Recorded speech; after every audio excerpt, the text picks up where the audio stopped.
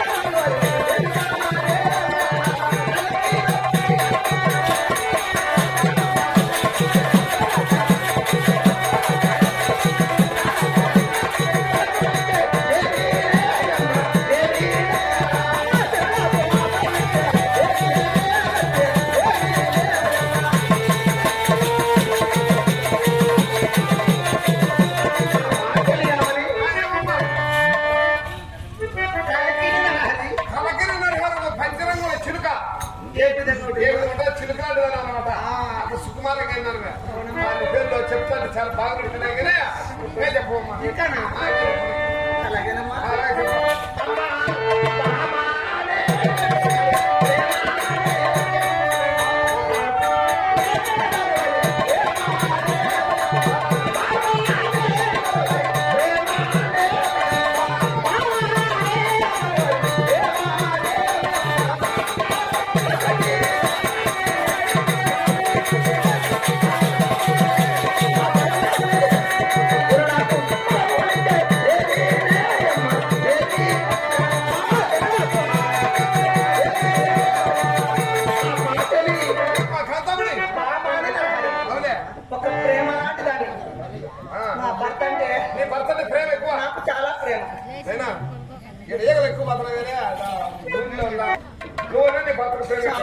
నీ సత్య పురుషులు అక్కడ చల్లగా సుఖశాంతంతో సరేగా చెప్పమ్మా. ఇంకానా?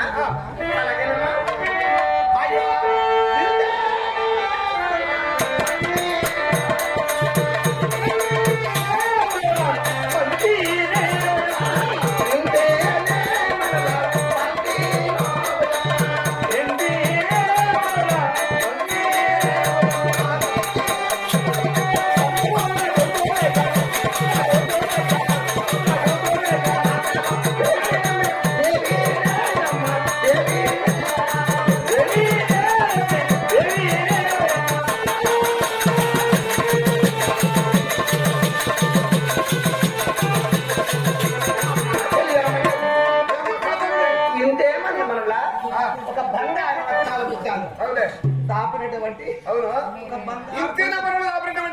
ఒక బంగారు రత్నాలు ముత్యాలు దాని ఒక బంగారు పంచె ఉంటుందో అటువంటి పంచె లాంటి అమ్మ ఉడికిపోతే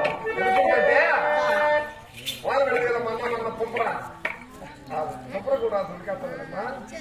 ఫ్యాన్ కావాలన్నా అంటే నీ పేరు చెప్పేదని మాట ప్రకారంగా చెప్పమ్మా. చెప్పాలా? మళ్ళీ చెప్పాలా? ఎందుకంటే మాట ప్రకారం చెప్తాను. మళ్ళీ సంవత్సరం అలాగే నాకున్న 10 పేర్లలో మొట్టమొదటి పేరు తొలి పేరు ఏమని పిలుస్తారంటే పిలుస్తారమ్మా? ధనలక్ష్మి, ధనలక్ష్మి, సంపద లక్ష్మి, సౌభాగ్యలక్ష్మి, సంతాన లక్ష్మి, వరలక్ష్మి, శివలక్ష్మి, భూలక్ష్మి, గజలక్ష్మి అని పిలువబడుతుంది. గజలక్ష్మి అంటే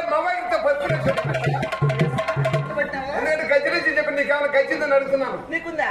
నా పేరు గజలక్ష్మి చెప్పి నీ పేరు గజలక్ష్మి చెప్పి నీకేమైనా గజ్జిందని అడుగుతున్నానమ్మా.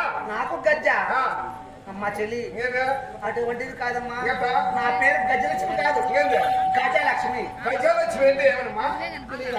తెలియకని అడుగుతామని. గజలక్ష్మి పేరు ఎలా వచ్చిందంటే ఎలా వచ్చింది? ఆ యొక్క పాల సముద్రంలో తామర పుష్పంలో జన్మించాను కదా. జన్మించావు. జన్మించినప్పుడు ఇటుపక్క ఒక ఏనుగు, అటుపక్క ఒక ఏనుగు, రెండు ఏనుగుల మధ్య నేను తామర పుష్పంలో కూర్చున్నాను. గజములు అనగా వేణువులు కాబట్టి గజలక్ష్మి పేరుతో అప్పుడు పిలిచాను. అప్పటి పేరు ఇప్పుడు కూడా పిలుస్తున్నాను. అమ్మమ్మా ఏనుగు ఒకటి స్పీడ్గా ఉంది. ఇక్కడ ఉంది, ఇక్కడ ఉంది. ఏనుగు ఒకటి లేదే. ఇప్పుడు ఏనుగు నాకు వేరే. ఇటుపక్క ఒక ఏనుగు, అటుపక్క ఒక ఏనుగు. ఏది ఏనుగు ఒకటి లేదు కదమ్మా. నీకు కనపడదా? కనపడలేదు. అది ఒకటి. ఏమమ్మా ఏమైనా గజలేసి పెట్టారా? ఓహో గజములనగా ఏనుగులు అనమాట. రెండు ఏనుగుల మధ్యన కూర్చొని గజలక్ష్మి పెట్టారు. అంటే ఇప్పుడు పిలిచి మీరు ఎవరైనా ఇస్తారా? ఆ పేరు చెప్పాలంటే ఇప్పుడు చెప్పింది నేను 9 పేర్లు. 9 పేర్లే. మరి చివరి పేరు చెప్పాలంటే నా భర్త. నీ భర్త గారు ఆది మహావిష్ణువు అని చెప్పారు. భర్తకి తగ్గట్టుగా నా పేరు కలగాలని, కలవాలని, అంటే చెత్తపడాలని అవులే చదవాలి అని తెలుసా? చతంటే భార్య భర్తలు చతలేమ్మా.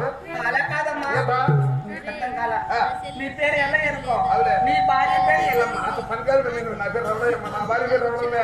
ఆ విధంగా నా భర్త పేరు అవులే. ఆది మహాయుద్ధమైనప్పుడు కాబట్టి ఈ యుగంలో నా పేరు మాత్రము ఆది మహాలక్ష్మి నీ పిలువబడింది. పేర్లు అవును. కాదు మా నీ పేర్లు 1 కాదు 2 కాదు 3 కాదు 10 పేర్లు చెప్పినా కాబట్టి నీకేమన్నా 10 మొగుడు ఉన్నారేమమ్మా? ఎవరికే? నీకే 10 మంది భర్తలా ఎందుకంటే మా ఊర్లో 6 పేర్లు ఉన్నారు కదా. ఉన్నారు. వాళ్ళకున్నది ఒకటే ఒక పేరు, లేదా మారు పేరు ఉండొచ్చు. ఉండొచ్చు. వాళ్ళకున్నది ఒకటే ఒక భర్త. నువ్వు చూడగా 10 మంది పేర్లు చెప్పినా కాబట్టి ఒకటో పేరుకు ఒకటో మొగుడు, రెండో పేరుకు రెండో మొగుడు, మూడో పేరుకు మూడో మొగుడు. అట్లా అనుమానం వచ్చాలి కదమ్మా. అనుమానమా? అనుమానమే. అమ్మ చెల్లి అమ్మని ఏమ్మా? నీకే అనుమానం వచ్చిందండి. అవునే. ఈ భక్తాదులందరికీ కూడా అందరికి పిల్లలు కానీ పెద్దలు అందరికి అనుమానం వచ్చింది. వారి అనుమానం తీర్చాలంటే తీర్చాలంటే? నాకున్న ఆ. భర్త ఆ. ఎటువంటి వాడు, ఎటువంటి వాడు ఎంతమంది ఎంతమంది అనుకున్నా? అని అడుగుతున్నా. ఎవరు కాదమ్మా, ఆ. నా భర్త ఒకడే. ఒకడేనా? ఒకడే. అప్పుడు అన్ని పేర్లు ఎందుకు పెట్టుకున్నావని. నా భర్త ఎటువంటి వాడు తెలుసా? దశరథుడు తెలుసా? దశంటే 379 80 80 380 బుద్ధం 80. నాకు తెలిసినాడేమా. దశ అంటే 380. దశ అంటే 10. 10 అవును. ఈ 5 10 10. నా స్వామికి 10 అవతారాలు ఉన్నాయి. ఓ 10 పేర్లు. అవును. 10 పేరుతో నా స్వామి ఉంటే అవతారం తగ్గట్టుగా నేను పేరు మార్పులతో మా స్వామికి భార్య పోతున్నా. అతను మాత్రం ఆగు, ఆగు, ఆగు, ఆగు. ఇప్పుడు అంటే కృష్ణావతారంలో సత్యభామ, ఇప్పుడు నరసింహ స్వామి అవతారంలో ఆదిలక్ష్మి. ఓ ఈ విధంగా ఈ విధంగా పేర్లు మార్పు. పేరు మార్చుకుంటూ నా స్వామికి భార్య ఏ పోతున్నా. యుగంలోనే వేరే వారు ఉండకూడదు. నా స్వామికి నీవే ఉండాలి. ఏ యుగంలోనైనా కానీ ఏ అవతారం నీ భక్తులు నువ్వే భార్య కాబట్టి నువ్వే ఉండాలని. ఆయన సింగరాయ కొండకి సిందెత్తి నువ్వు ధర్మరాయ కొండకి దరివేసిన అనమాట. ఎట్లా? వేరేదే అట్ట పేర్లు చెప్పడానికి ఎంత మనోహరంగా మనోహరంగా. పురాణానికి సొంపుగా చాలా బాగున్నాయి నీ పేర్లు. అవును తల్లి, బాగున్నాయమ్మా. చాలా సంతోషం అమ్మా. బాగున్నాయి నీ పేర్లు. అయ్యో ఏమ్మా ఏమిటమ్మా ఏమి ఈ మనోహరమందు మనోహరంలో ఈ సభలో